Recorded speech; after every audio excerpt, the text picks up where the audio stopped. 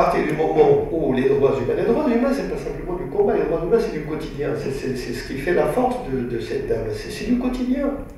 Les droits humains, c'est quand je vais rentrer chez moi, c'est le rapport que j'ai avec mes enfants, ou avec ma femme, ou ma compagne, ou des choses comme ça. C'est tous les jours. C'est les droits humains dans la rue avec un chauffeur de taxi. C'est les droits humains, les devoirs aussi que le chauffeur de taxi a vis-à-vis. C'est tout ça. Comment filmer de façon totalement comme ça, comment filmer. Alors, les savants, ceux qui veulent jouer les savants, disent comment la diégèse, le temps diégétique doit être filmé pour que les droits humains soient inscrits de façon normale. Ben moi, les films qui peuvent me faire le plus plaisir et m'informer le plus sur l'état d'une société, c'est les films qui ne semblent pas y toucher, qui ne semblent pas y aller. Et j'apprends plus sur l'état des droits humains en Égypte à travers un film qui raconte une histoire d'amour dans un faubourg du Caire que dans un film égyptien collectif qui vient pour dénoncer tout ce qui n'existe pas comme droit. C'est comme ça. J'irai voir les deux. Mais celui qui a le plus de potentiel d'apprendre aux gens à être un peu plus eux-mêmes en respectant les droits humains, ben, c'est certainement celui de Niazi Mustafa, l'un des plus grands maîtres du cinéma égyptien, qui n'a jamais fait ni un film pour dénoncer, ni signé une pétition. C'est pas Youssef Chahine, qui a un talent énorme, mais qui sait aussi parler de lui-même. Niazi Mustafa, c'est le maître absolu de l'écriture cinématographique égyptienne, et qui a appris le cinéma à tous ceux qui par la suite sont devenus de grandes stars, y compris des gens comme Youssef Chahine. Ben, j'apprends plus dans un film de Niazi Mustafa que dans un film qui viendra directement me dire ce qu'il en est des droits de l'homme et qu'est-ce qu'il faut faire pour, etc. Les deux existent, j'irai voir les deux, mais celui que les gens naissent vont aller voir et peut-être apprendre des choses essentielles sur eux-mêmes, c'est une bonne romance de Niazi Mustafa. Et c'est en cela que le cinéma est essentiel. Et c'est en cela que les pays, les peuples qui ne veulent pas avoir de cinéma sont suspects. Suspects de choses très graves. Suspects de détruire eux-mêmes leur propre peuple en ne leur permettant pas de se filmer eux-mêmes. Heureusement qu'on n'est pas dans ce cas au Maroc et qu'on ne risque pas d'y être de toute façon. Comme les pays du Golfe, par exemple. Les pays du Golfe, c'est les pays du Golfe. Ouais. Ils ont beaucoup d'argent, ils n'ont pas de films. Pas un seul. Vous savez, c'est pas pour polémiquer. Moi, le cinéma fait partie de mes gènes. Moi, je vis en moi le magnifique mariage de deux choses, la philosophie et le cinéma. Je suis béni des dieux, c'est formidable. Avoir comme nourrice, avoir comme mamelle, avoir comme téton la philosophie et le cinéma, qu'est-ce que vous voulez que je demande? C'est formidable, c'est une vie magnifique, c'est-à-dire d'avoir rencontré, grâce à l'école, grâce à nos maîtres. Moi j'ai envie de pleurer quand je vois aujourd'hui les gens qui forment nos enfants. C'est des maîtres qui nous ont appris comme ça à réfléchir, qui nous ont donné les rudiments, des langues, français, arabe, espagnol, des choses comme ça, ça dépend de la ville où vous êtes né, et puis d'autres nous ont dit allez voir ces films. C'est Moumen Smehi qui raconte dans un de ses écrits, lui il aime bien taquiner la plume, une chose qu'on a vécue ensemble quand on était tout petit, et on avait le même instituteur, on était en classe ensemble, Moumen Smehi et moi, et l'un de nos maîtres, je ne sais pas s'il était français ou marocain ou italien, enfin c'était très mélangé, et qui nous a dit, vous savez quand un maître parle, aujourd'hui vous demandez à un enfant qu'est-ce que tu veux être, personne ne dira instituteur, ou même professeur. À l'époque, pour nous être instituteur, mais c'était l'instituteur nous a dit, allez voir au cinéma mauritanien un film qui passe au ciné-club, La Dame au petit chien. Et nous-mêmes, on parle dans une nouvelle qui est magnifique. Dans Mon petit chien, on y a été, tous les deux, on était plusieurs, 4 ou 5, on a été. Les bons élèves là-bas, ils vont faire plaisir à l'instituteur. Et on a vu ce film, on était ébahis compris au film, mais on est resté à la discussion, on a été mais stupéfait de voir des gens dire des choses intelligentes sur un film que nous avons compris petit à petit pendant l'heure de la discussion. Je ne sais pas si vous vous imaginez deux enfants de 7-8 ans allant dans une salle, regardant le film poliment jusqu'à la fin. Déjà il y avait ça, on était polis. Jusqu'à la fin, rester à la discussion parce que bon, sinon on n'a strictement rien compris. Si, enfin, on voit ce qui se passe, mais au niveau vraiment premier. Puis brusquement, on se rend compte, nous qui allions déjà entre 6 et 8 ans, nous habitions tous les deux à côté de 2 salles de cinéma dans Tanger ancien. Il n'y avait ni contrôle rien du tout, il fallait juste prendre un petit ticket, on te poussait pour entrer. On voyait, on était déjà des cinéphages. Chaque fois qu'on avait la possibilité, pour lui c'était que le cinéma, pour moi c'était le foot et le cinéma. Moi j'avais cet avantage, j'étais déjà né Real de Madrid. Donc je jouais au foot autant que je voulais, mais les autres jours j'allais avec vous-même voir les films. On comprenait tout, c'était des westerns, tout. C'était la bagarre, ou alors c'était les films de KPDP, à l'époque c'était ça, les années 60, etc. Et brusquement, je me rends compte qu'on peut dire des choses extrêmement construites, intelligentes, par des Français, des Espagnols, des Marocains, par des instituteurs, des professeurs, etc. Et ce jour-là, moi je me suis dit, mais c'est absolument formidable. Non seulement il y a du spectacle, mais ça semble sérieux. Et c'est donc une chance d'avoir, pour moi, je parle que pour moi, cette possibilité de jouer sur les deux. La troisième aurait été le football, mais là j'ai raté ma vie. J'ai compris à l'âge de 15 ans que je ne jouerais jamais au Real de Madrid. Et là j'ai été définitivement vers le syndicalisme de lui-même. Oui, bonjour. C'est une question qui a un lien un petit peu avec la philosophie, justement, avec le cinéma. Vous avez dit très justement que le cinéma fait des corps et des lumières, mais quelle lumière? Parce qu'on sait par exemple qu'il y a une lumière expressionniste allemande, qui est le produit de toute une pensée. Il y a la lumière française, la lumière italienne, etc. Peut-on parler, est-ce qu'il y a une lumière arabe, ou plus particulièrement, est-ce qu'il y a une lumière marocaine?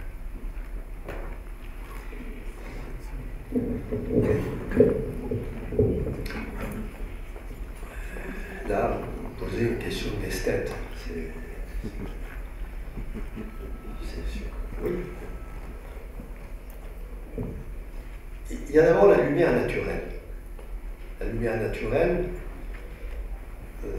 n'est jamais si naturelle que ça. Je parle sous l'autorité d'un de nos chefs opérateurs les plus doués au Maroc, qui est Mohamed Ahmed Tzazi. Vous savez, avant d'être réalisateur, lui, c'est d'abord un très grand chef opérateur. La lumière naturelle, si vous êtes sur un plateau, vous vous souvenez très bien, je parle sous son autorité, que avec tous les réflecteurs qu'on installe dans un plateau, cette lumière naturelle n'a de naturel que la source. Donc déjà le mot naturel ici est interrogé. Pour tout le reste, ce que je peux vous dire, c'est que quand on filme, surtout si c'est en studio, mais même en dehors du studio, toutes les lumières viennent de spots, qui soient grands ou petits, qui de toutes les façons sont construits par les mêmes fournisseurs. C'est généralement des Allemands, des Américains. Donc le responsable principal des lumières, finalement, c'est les fabricants. Alors comment les structurer? Et c'est là que les questions deviennent des questions d'esthète. L'expressionnisme allemand, c'est essentiellement un travail sur le noir, le blanc et les zones de gris qui laissent exister les personnages. La lumière là-dedans est un personnage principal. Vous avez cité l'expressionnisme allemand, elle est absolument principale. La lumière est ce qui fait le film.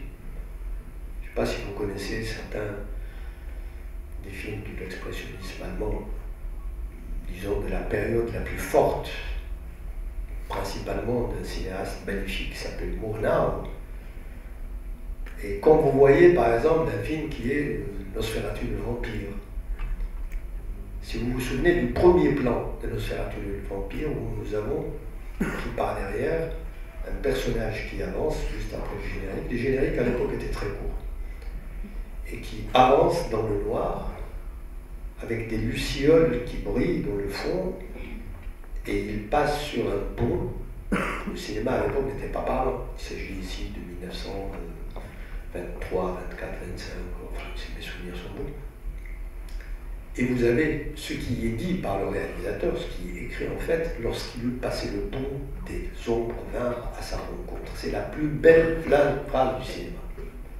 Quand il eut passé le pont, des ombres vinrent à sa rencontre. Tout le cinéma est là.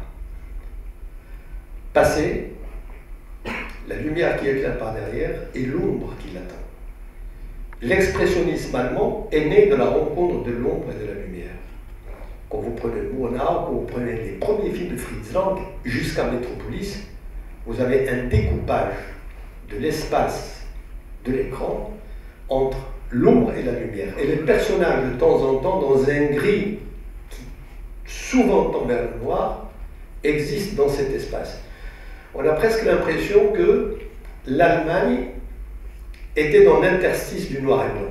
Le noir absolu, vous pouvez dire le mal, le blanc absolu qui est le bien, et cela est sensible totalement dans ce film de Fritz Lang qui s'appelle Metropolis.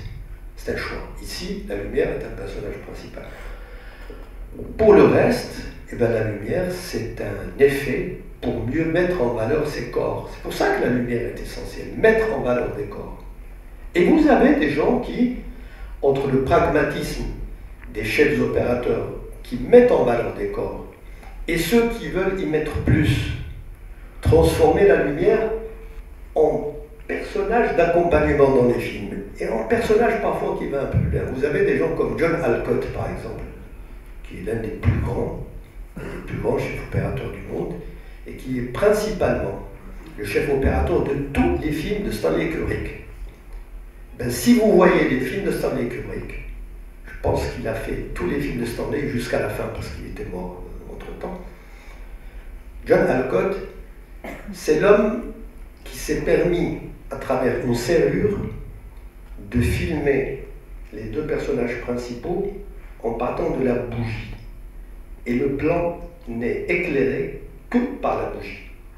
Alors, quand vous prenez un chef opérateur, vous pouvez demander à César, et qu'il éclaire un plan par une bougie. Réel, il n'a aucune raison de raconter l'histoire, c'est carrément sur un livre du Guinness.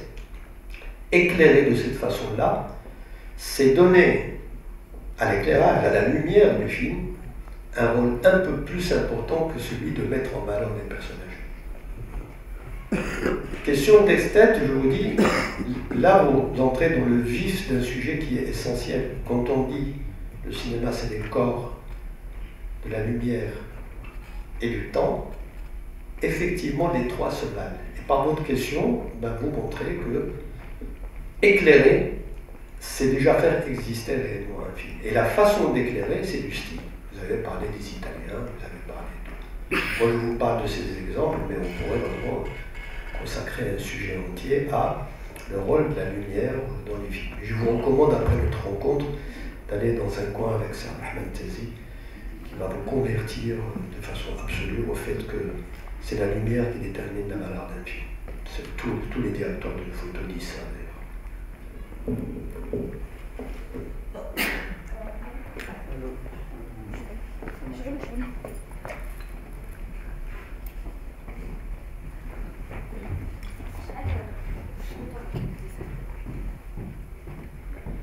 Faudra la peine, j'ai une voix de tonnerre.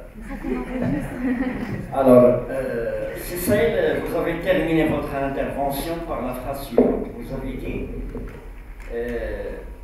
il n'y a pas de grand film par hasard.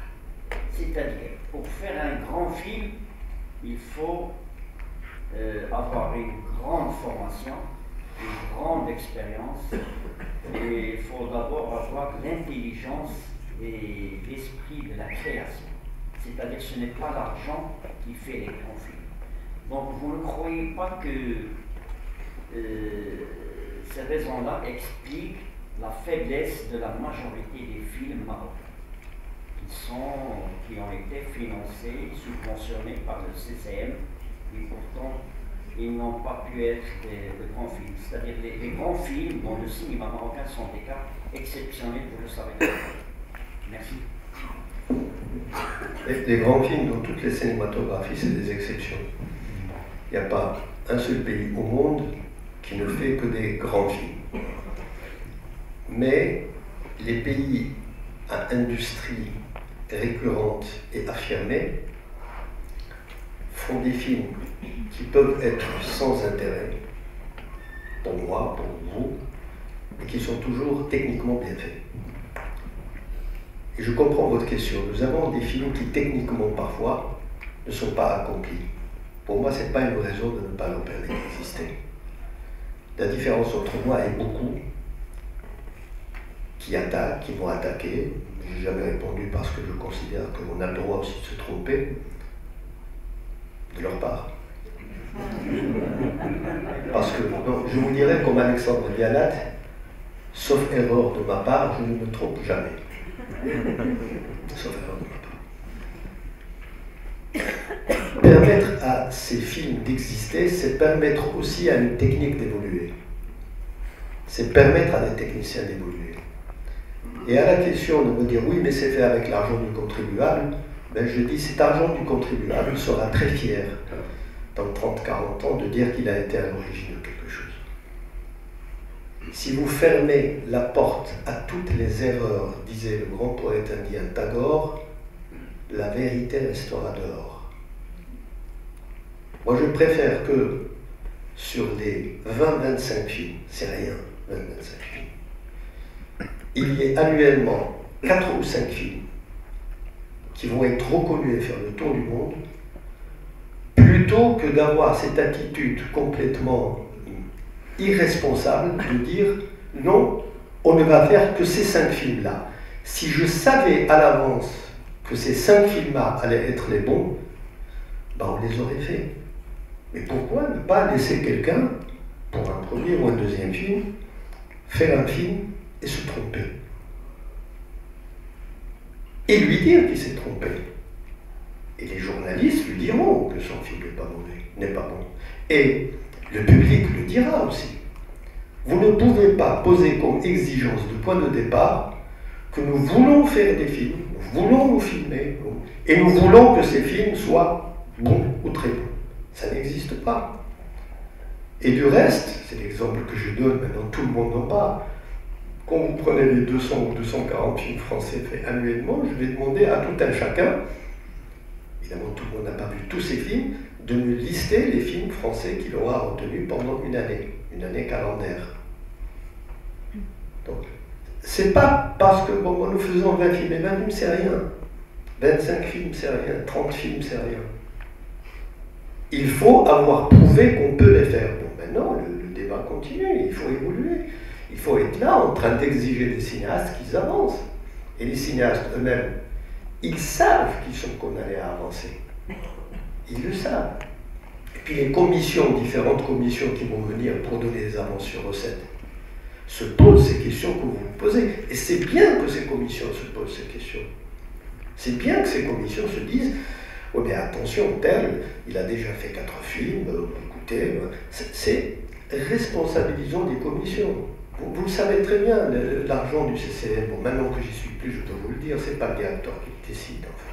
Il fallait être d'une mauvaise foi absolue pour dire Monsieur Flynn donne à ses amis. Il ne faut même pas répondre. C'est tellement, c'est indigne, c'est insignifiant.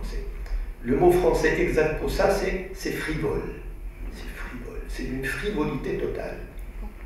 Moi, téléphonant à Bouteflika, écoute, tu donnes à Harim Saleh, président d'une commission, tu lui téléphones pour lui dire tu donnes à ma cousine. Enfin, qu'est-ce que ça veut dire ça?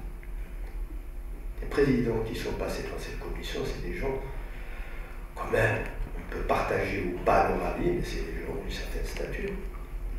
Et dans la commission, il y a à prendre et à laisser. Il y a des gens qui sont parfaitement avertis des choses du cinéma, d'autres un peu moins.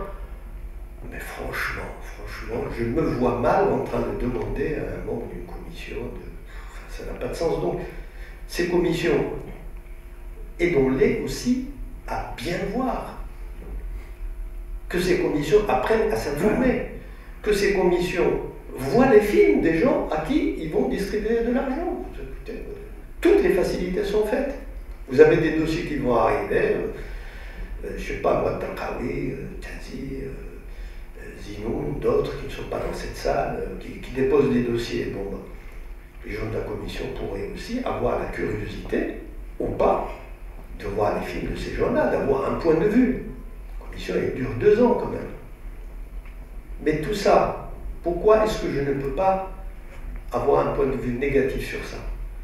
C'est parce que il faut accumuler, c'est parce que le propre des pays pas très responsables, c'est de ne pas capitaliser.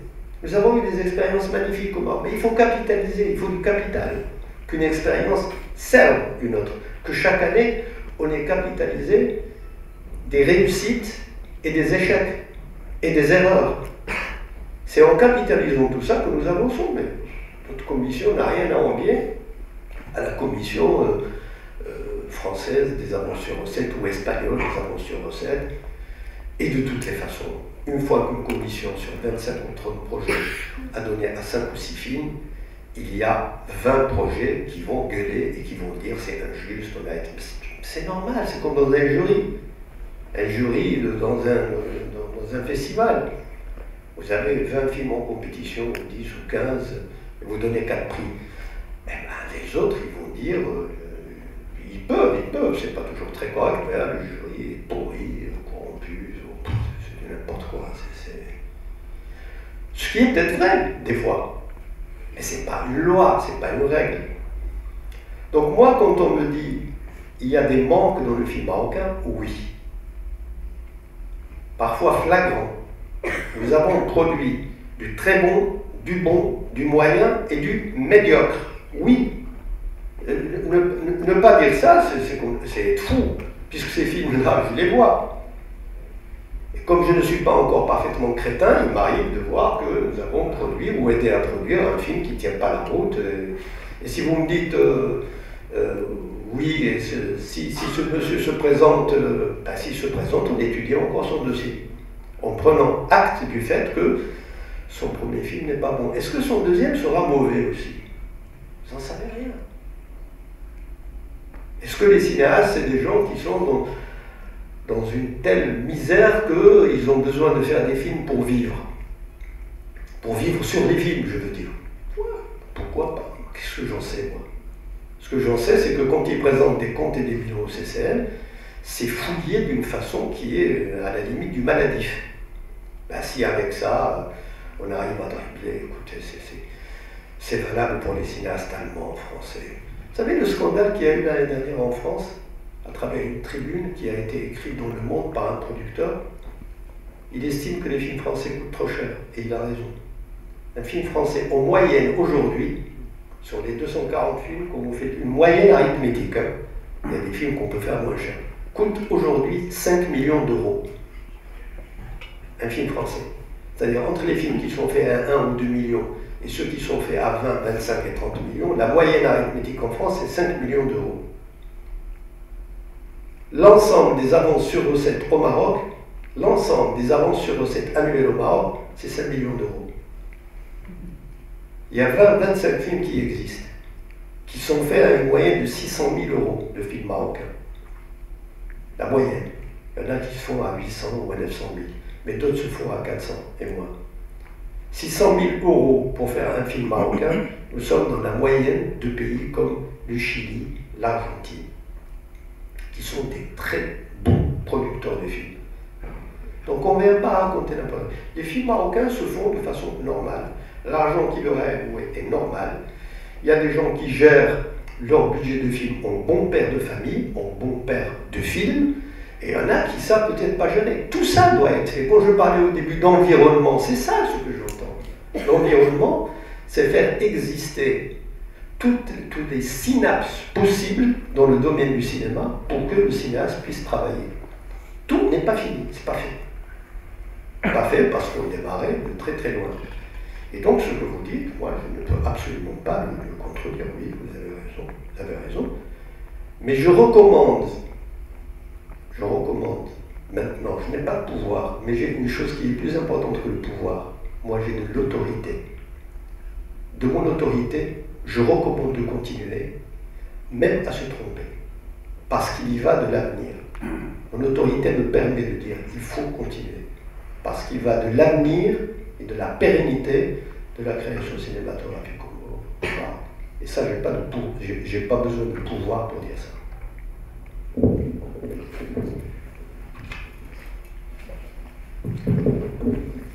Bonjour Cisaël, bonjour tout le monde. En fait, ma question est plus une réaction par rapport à ce que vous avez dit, par rapport à la censure, plutôt qu'une question structurelle. Vous affirmez qu'il n'y a pas de censure ni avant ni après que le film ait été fait. Moi, je crois, et je vous demande votre avis, qu'il n'y a pas besoin de censure, puisqu'il y a l'existence d'une autre forme de censure, qui est l'autocensure, je crois. C'est-à-dire cette absence de la part des scénaristes et de réalisateurs, pas tous, mais c'est quasi global, c'est quasi remarquable, c'est très remarquable que c'est comme le système des impôts, c'est-à-dire que lorsqu'il y a la taxe, il est prélevé à la source, il n'y a pas besoin d'imposer la taxe. Vous voyez ce que je veux dire? Alors c'est par rapport à cette question d'autocensure. On sent que, tiens, on revient à cette question des droits de l'homme, cette question de droit de faire un film avec des propos politiques corrects, avec des propos de libre conscience, avec... voilà, donc cette question d'autocensure. Merci. Oui, là il y a absolument rien à dire, c'est-à-dire à partir du moment où quelqu'un s'autocensure, oui, il s'autocensure. C'est le système qui nous a amené à ça. Ah oui, mais bien sûr, c'est le système, c'est le fait de continuer de travailler, c'est tout ça, oui, mais enfin, moi je ne connais pas de pays producteurs de cinéma où... D'abord, moi je n'ai aucun droit de dire au nom des cinéastes qu'ils s'autocensurent. Mais vous tirez cette conclusion, comme je peux la tirer, du fait que certains thèmes dans les films marocains ou d'autres pays ne sont pas abordés, que vous souhaiteriez voir abordés, ce qui est tout à fait votre droit, moi aussi. Mais ils ne sont pas abordés, alors on se dit les cinéastes ne veulent pas les aborder. C'est de l'autocensure. Un pays avance par ce qui est possible, ce qui est permis, ce qui est impossible, ce qui n'est pas permis. Et c'est la force et l'intelligence des cinéastes de rendre possible ce qui ne l'est pas. Et c'est un travail de longue haleine. Il y a deux façons de faire en sorte qu'il n'y ait plus aucune autocensure. On ne parle pas de censure, on parle d'autocensure. C'est que les gens soient eux-mêmes de décider de filmer ça comme ils l'entendent et d'en prendre complètement la responsabilité. Je le fais quand même. Il faut que quelqu'un fasse, je ne sais pas à quoi vous pensez exactement quand vous dites l'autocensure, mais s'il y a des thèmes que vous avez jamais vu aborder et qu'un cinéaste marocain un jour abordera, on verra quelle sera la réaction de ce dont j'ai désigné tout à l'heure comme étant responsable de ce qui circule dans les salles, c'est-à-dire la commission de contrôle. La commission de contrôle, elle est au CCM, Centre cinématographique marocain. Et elle est présidée par le directeur du CCM. J'en ai été pendant 11 ans président. Et pendant 11 ans, je n'ai pas interdit un seul film. Maintenant, si un film marocain n'ose pas, moi je suis là pour lui donner une autorisation d'exister, je ne suis pas là pour lui dire vous auriez dû filmer ça, ça n'a pas de sens. L'autocensure, et vous le savez peut-être tout aussi bien que moi, c'est le résultat d'une activité psychologique intérieure du cinéaste qui sait jusqu'où il peut aller. Cocteau avait une autre devise, il disait que il faut toujours savoir jusqu'où on ne peut pas aller. voilà, c'est l'autocensure, oui. L'autocensure. J'ai rien à dire d'autre que ça relève réellement de la volonté du cinéaste d'y aller. Là où j'irai un peu dans votre sens, mais en élargissant, c'est que je vois beaucoup de films dans l'année, généralement, en provenance de beaucoup de pays. C'est vrai qu'il y a des thèmes qu'il est difficile d'aborder au Maroc de façon aussi claire et nette. C'est vrai. Mais on ne peut pas de là tirer la conclusion que les cinéastes marocains ont décidé de ne rien aborder de ce que l'état actuel des choses permet ou pas. Ça, c'est pas vrai. Mais il y a un facteur temps qui est quand même important. Il y a un facteur temps qui est important et les cinéastes commencent de plus en plus à prendre conscience, non pas de la nécessité juste de provoquer, mais de la nécessité de dire les choses comme elles sont. C'est en train de venir. Moi, quand je vois les films des années 2005, 6, 7, 8, 9, 10 jusqu'à maintenant, et les films qu'on faisait, même dans la période 70, où il y avait une effervescence magnifique au cinéma, je me rends compte que la superficie de ce qu'on peut montrer et filmer, elle s'est énormément élargie. Mais le travail n'est pas fini. Vous avez tout à fait raison, le travail n'est pas fini. On prend une dernière question pour deux dernières. Non, on est là. On est là jusqu'à ce qu'ils décident même d'arrêter, c'est pas mal. Bonjour, monsieur Nordin Saïd. Merci pour ce moment magnifique qu'on partage ensemble. Donc, il y a quelques mots qui m'ont marqué dans vos paroles. C'est un travail, on doit capitaliser les expériences. C'est dans 30 ans qu'on doit, ou bien après ou avant, qu'on doit avoir ce résultat. C'est la jeunesse, mais la jeunesse de maintenant, c'est dans 30 ans qu'ils vont produire, par exemple, ou bien avant ou après. La question, est-ce qu'on a un milieu favorable pour que ces jeunes aient la formation qu'ils méritent et avoir un ensemble de valeurs de cinéma et de vie qui vont être la relève dans le cinéma marocain. Personnellement, moi je parle de ma propre expérience. J'ai fait des études de cinéma au Maroc, à l'ISCA, à l'université et tout. Je pense que dans ces milieux, surtout à l'université après, ça ne favorise pas que le cinéma marocain ait des gens qui ont des valeurs pour faire le cinéma et défendre des sujets d'une manière directe ou indirecte, de droits d'homme ou d'autres. Franchement, c'est mon point de vue et j'aimerais bien savoir le vôtre. Merci. Moi, je n'ai jamais voulu faire de cinéma, le cinéma tel que on l'entend, c'est-à-dire réalisé. Vous parlez à n'importe qui aujourd'hui, qu'est-ce que vous voulez faire? Dès qu'il est un petit peu au cinéma, je vais être réalisateur. Moi, réalisateur, ça ne m'a jamais, mais alors jamais intéressé.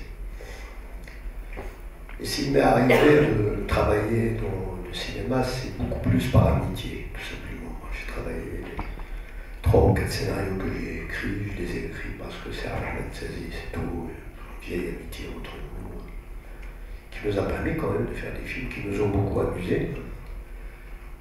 Sur Le Saville, par exemple, on a franchement fait tous les deux, mais alors de 5h du matin à 10h du soir.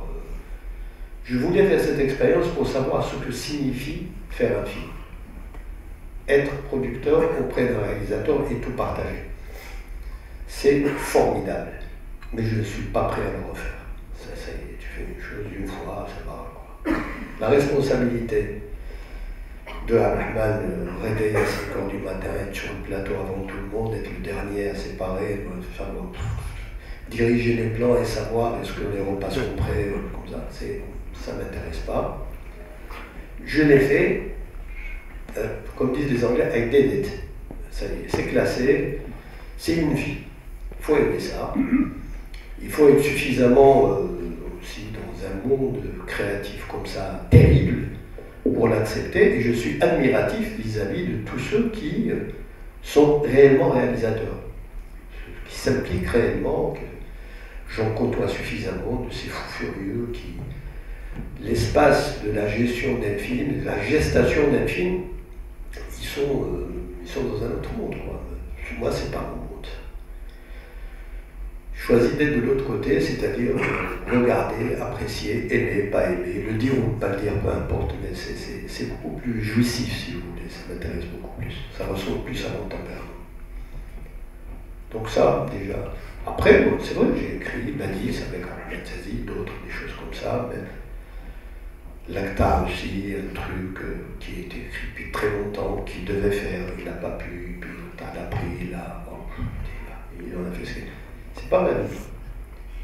Écrire sur le cinéma, oui, ça m'a longtemps intéressé, ça m'intéresse toujours, parler du cinéma ou des choses comme ça.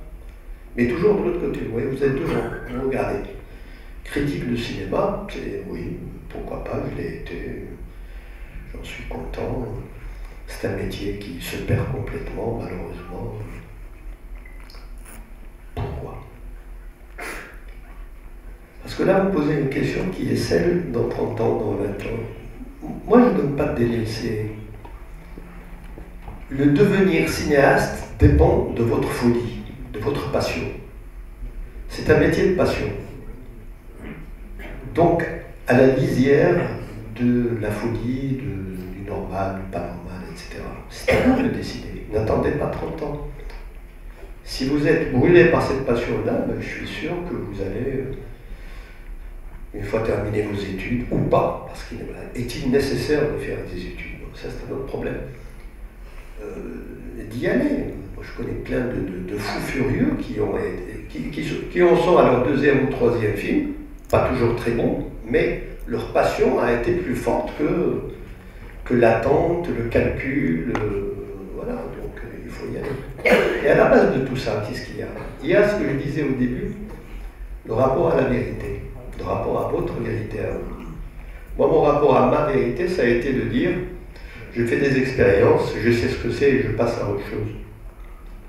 Mais derrière ce rapport à la vérité, parce que le rapport à la vérité, le plus important que je vous ai dit, c'est pas la vérité, c'est le rapport, ce qu'on donne, c'est le travail. Pour moi, ce qu'il y a de plus important, c'est le travail. Est-ce que vous travaillez suffisamment à devenir ce que vous êtes? Ben, il faut travailler à devenir ce que vous êtes, et là, il n'y a pas de délai. Et puis derrière tout ça, il y a une chose qu'on scotomise, on oublie, comme si ça va de soi, mais ça ne va pas de soi, parce que c'est restrictif, c'est précis, il y a du savoir. Ne venez pas raconter n'importe quoi, ne venez pas me raconter n'importe quoi, il y a du savoir. Et le savoir, c'est des films, c'est des connaissances, c'est ce qu'on appelle la culture, c'est sa vie personnelle et comment on l'a inscrit. Ce savoir-là, ce grand S, il est essentiel si vous voulez avoir un vrai rapport à la vérité. Et là encore, il n'y a pas de hasard. Et le savoir, c'est tout. C'est tout. C'est pas simplement le contraire de l'ignorance, parce que l'ignorance peut être positive à un certain moment.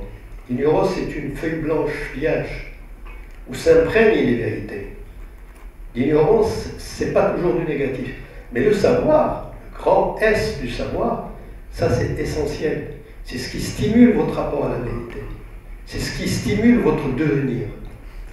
Et ne faites pas l'économie du savoir. Apprendre et apprendre à apprendre et ne jamais s'arrêter en chemin. Le savoir, c'est essentiel. Il n'y a pas de rapport à la vérité s'il n'y a pas de savoir qui se construit aussi. Et voir des films, c'est pour moi infiniment plus passionnant et plus stimulant que d'écouter, que de lire ou d'écouter un cours sur les films ou sur le cinéma. J'ai toujours dit, apprendre à écrire des scénarios, c'est voir des films. Apprendre à réaliser, c'est voir des films. Moi, je saurais comment réaliser, mais je n'ai pas l'envie et l'énergie. J'admire l'énergie des réalisateurs. Mais je saurais. Si je n'avais pas une idée de comment réaliser, je ne pourrais pas juger un film. Il y a du savoir, je l'ai. Et ayez-le. Ça, vous êtes seul à être responsable du savoir. Si vous ne lisez pas de roman, ben, vous avez tort. Vous avez tort, c'est pas la peine de dire oui, non, vous avez tort. Vous devez lire. Si vous êtes dans ce métier, si vous vous intéressez à ce métier. Faites pas de compromis, voyez des films, tous les films, les bons, les mauvais. Évitez ce qui peut vous assassiner dans votre développement, évitez des choses qui vous prennent 10 heures à rien faire sur Internet. Il y a des gens qui passent 4 heures parce que Facebook, c'est rien du tout. On a remplacé le collectif, et le cinéma c'est du collectif, par du connectif. On est connecté. Moi je suis dans le collectif, pas dans le connectif. On se donne l'illusion d'être en pianotant. Il y a même des parents qui sont fiers de leurs enfants de 4 ans, 5 ans. Moi aussi j'ai un gosse de 5 ans. Parce que c'est horrible, horrible. Ces gens ne sauront rien faire de leurs 10 doigts quand ils seront grands. Ah ben oui, on leur apprend à utiliser un doigt, c'est du tactile. On a 10 doigts. Les 10 doigts, ça donne Maurizio Pollini jouant le 5e concerto pour piano et orchestre de Beethoven. Voilà les 10 doigts, ce que ça donne. Pollini jouant Beethoven. Qu'est-ce que vous voulez que je vous dise? Et maintenant, les gens sont fiers de dire mon fils, il a 5 ans, il pianote, vous êtes en train de le tuer. Pauvre enfant. Moi, je voudrais qu'il utilise les 10 doigts. Et les 10 doigts, c'est une métaphore, bien sûr, c'est pas nécessairement du piano. Qu'il utilise son être. Evgeny Kissing, qui c'est qui connaît Evgeny Kissing? Le plus grand pianiste vivant russe aujourd'hui, il a peut-être même pas 35 ans. Magnifique. Écoutez, Evgeny Kissing, c'est 10 doigts, c'est pas tactile. Jouer l'étude numéro 12 de Chopin, opus 10, en C mineur, mais c'est... Regardez, vous dites, oui, Dany, c'est... Ben non. Oh, 10 doigts, ça monte, ça descend. Combien d'amis j'ai? Rigolo, là. Combien d'amis vous avez? Combien de ouais, followers? C'est dire quoi? C'est pas de la méchanceté, c'est pas... Franchement, c'est un temps perdu, je vous dis. Écoutez, il y a vraiment... vous lisez pas de littérature, pas de roman, vous voyez pas de film, et vous vous intéressez au cinéma. Mais non, on est vous intéresser à autre chose. Il y a des romans, mais enfin bon, écoutez. Ne perdez pas votre temps. Et ça, c'est très important. Le cinéma, alors là, le cinéma nous apprend ça. Le cinéma nous apprend à ne pas perdre notre temps. Tout film, bon ou mauvais, et les bons mieux que les mauvais, nous apprennent une chose, l'urgence de voir la vie, puisque nous allons voir un film jusqu'au bout, l'urgence de voir la vie. La vie est intéressante, la vie est magnifique. Et les films sont tous là pour défendre la vie contre le rien, contre le néant, contre la mort, contre tout ça. Vous voyez, le film de Hitchcock, c'est magnifique. La mort aux trousses, vous voyez, ça s'appelle en anglais North by Northwest. En français, ils n'ont pas trouvé mieux que de dire la mort aux trousses. La mort, elle n'est jamais aux trousses, elle est toujours devant. Et le film est une démonstration sur un scénario magnifique de cette mort qui est toujours devant et n'est jamais derrière. Ceux qui pensent qu'elle est derrière, c'est parce qu'ils pensent qu'ils peuvent aller plus vite qu'elle. Or, nous allons vers elle. Et ça, le cinéma vous l'apprend. Vous l'apprend vraiment. Et la littérature, qui est quand même pour moi la mamelle essentielle du cinéma, pour moi, c'est pas le théâtre, c'est la littérature. Voilà, mais là, si vous ouvrez ce chapitre, je pense que je peux parler pendant 10 heures. Je me permets de prendre sur le temps des interventions. Vous parliez de liberté de création, que créer un film et que filmer, et que être un cinéaste, c'est aussi une expression qu'on respecte. Et j'aimerais parler d'un cas bien précis, celui d'Exodus, tout récent, qu'est-ce que cela implique, qu'est-ce que cela signifie et qu'est-ce que cela présage par la suite pour les productions étrangères ou marocaines, selon votre œil de spécialiste? C'est un malentendu total, ça. Moi j'ai vu ce film, j'étais même pas là, j'étais à l'étranger, je bouge beaucoup. Parce qu'il y a beaucoup de gens qui me demandent mon avis dans certains pays. Et j'ai vu ce film, je l'ai trouvé d'abord pas bien fait. C'est l'un des plus mauvais films de Ridley Scott, franchement. Il ne tient pas la route. Je ne comprends pas comment l'homme qui a fait quand même. C'est lui qui a fait Thelma et Louise. Thelma et Louise. Gladiator. Bon, c'était prestigieux.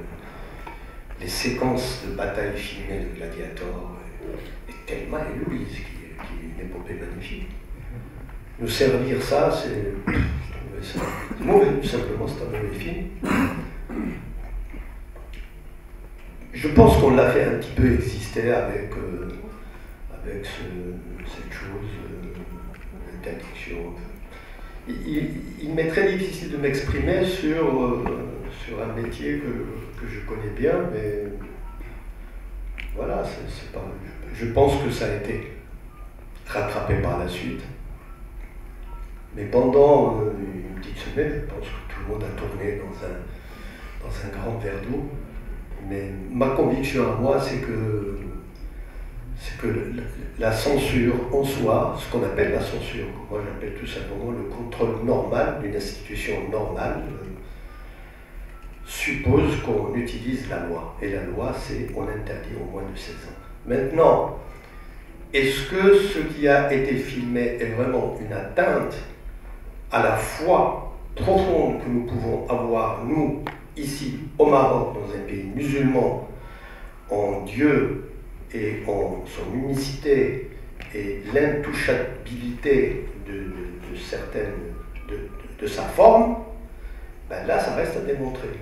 Ça reste à démontrer parce que bon, cet enfant, on peut en dire ce qu'on veut, mais il y a un plan dans le film où Moïse, à un certain moment, s'adressant au ciel, dit « Je ne veux plus avoir d'intermédiaire ».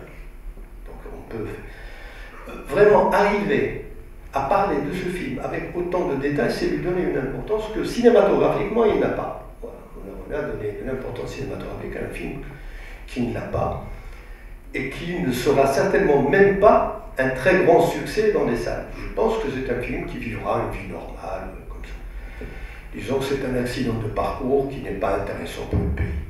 Le Maroc est plus fort que cela et l'immunité du tissu social marocain et de l'intellectuel marocain et du spectateur marocain est quand même beaucoup plus forte.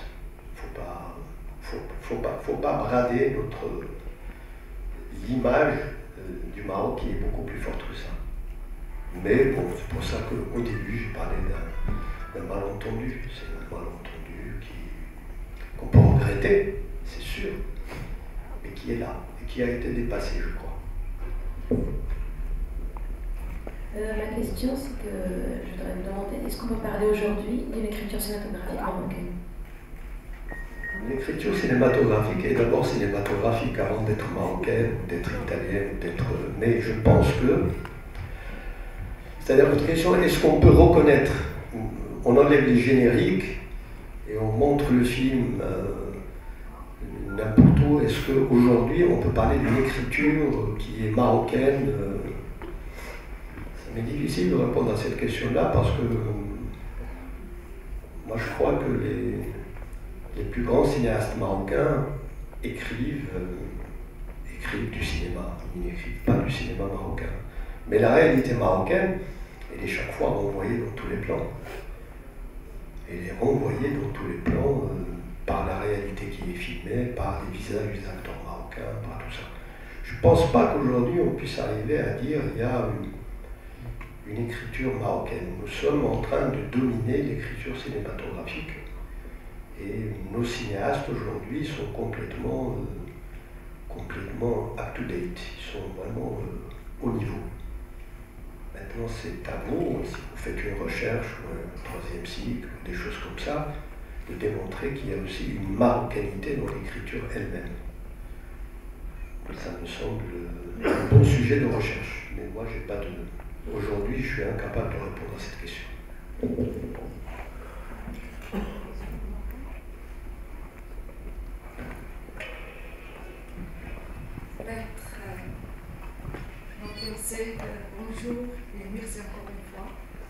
marche vraiment d'un demi-siècle pour que le cinéma soit vrai et soit vraiment au niveau d'un souci philosophique de l'humanité marocaine qui est en train de connaître ce qu'il est en train de connaître. Je voulais dire avant tout, ouvrir sa gueule est aussi un métier qui est en train de se faire en philo, comme en art, comme partout. Et pour vous dire, étant une ancienne élève de la marche cinématographique Ciné-Club à Casablanca, de Nadi Ahmed, B70, et elle est toujours fidèle à la marche. Et vraiment, pour vous dire à quel point vous demeurez l'incompris, presque, j'allais dire l'éternel incompris, vous nous avez procuré comme leçon sur le cinéma et son rapport avec la philosophie. Et pour vous dire, il y a quand même ce combat de toujours. Et merci vraiment de continuer au combat. Et merci d'exister pour le cinéma et pour nous, les Marocains. Merci encore. Ça me va droit au cœur, c'est bien. On a besoin aussi de signes de reconnaissance. Mais j'aimerais juste rectifier un point de vue. Je ne suis pas un incompris. Et le rôle de l'incompris, je ne l'ai pas joué, je ne tiens absolument pas à le jouer. Je pense que votre présence ici et ce que vous venez de dire montre que je suis très compris. Et j'irai même plus loin. Je dirais que je ne retire rien à ce que j'ai vécu. Je ne changerai rien à la vie que j'ai eue. Et qu'en plus, je représente aujourd'hui une écrasante minorité. Et cette écrasante minorité est celle qui aujourd'hui a fait et fera beaucoup de choses pour que des gens comme vous puissent dans la continuité reconnaître qu'il y a un chemin qui a été fait, qui doit être continué et que je continuerai de facto et de jure. Donc cette écrasante minorité, elle existe. J'en suis et nous en sommes les témoins.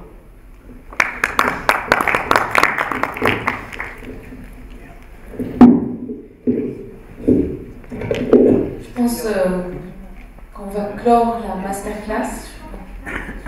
On va sortir parce que je pense que si il est fatigué, quand même, ça fait 2 heures qu'on est là ensemble. On s'excuse pour le... Je pense qu'il en restait 2, on peut les poser à l'extérieur. Je remercie tout le monde d'être venu. Je pense que c'est un grand signe que nous nous écoutons, que nous avons besoin de nous écouter aussi pour avancer, que ce soit sur les questions de droits de l'homme, de l'avancement de la société, sur les questions de cinéma qui est cruciale dans ces temps-là.